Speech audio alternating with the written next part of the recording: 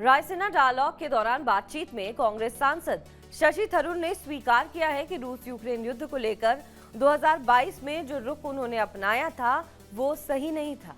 अब उन्हें उस बयान पर अफसोस हो रहा है। उन्होंने कहा है कि ऐसा लगता है कि मैं बेवकूफ बन गया।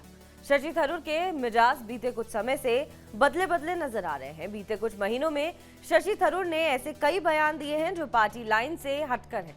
अब ऐसे ही एक अन्य बयान में शशि थरूर ने रूस और यूक्रेन युद्ध को लेकर भारत सरकार के स्टैंड को गलत बताने वाले अपने बयान पर पछतावा जताया है। अब उन्हें उस बयान पर अफसोस हो रहा है। उन्होंने कहा है कि ऐसा लगता है कि मैं बेवकूफ बन गया। आपको बता दें कि 2022 में रूस यूक्रेन युद्ध शुरू होने के बाद शशि थरूर भारत सरकार के रुख को लेकर मुखर रूप से अपनी बात रख रहे थे। शशि थरूर ने उस समय संसद में कहा था कि भारत का रूस यूक्रेन युद्ध पर इस तरह से चुप हो जाना यूक्रेन और उसके समर्थकों के लिए निराशाजनक होगा।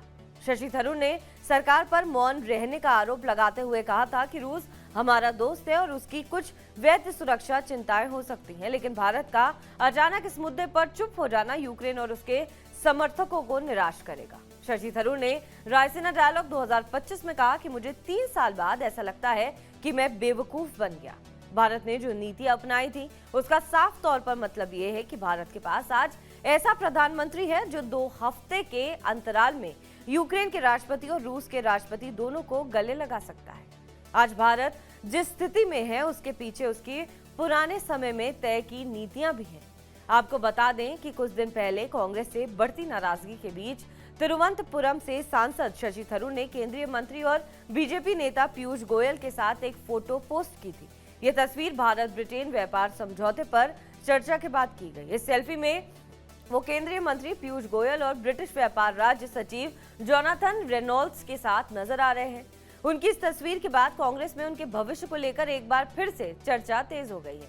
तस्वीर में शशि थरूर पीयूष गोयल रेनॉल्ड्स के साथ मुस्कुराते नजर आ रहे हैं। कांग्रेस सांसद ने अपनी तस्वीर को एक्स पर पोस्ट कर कैप्शन में लिखा था, वाणिज्य और उद्योग मंत्री पीयूष गोयल की मौजूदगी में बिजनेस एंड ट्रेड के लिए ब्रिटेन के व्यापार राज्य सचिव जोनाथन रेनॉल्ड्स के साथ बातचीत करके अच्छा लगा। लंबे समय से रुकी हुई एफटीए वार्ता फिर से शुरू हो गई, जो बहुत स्वागत योग्य है।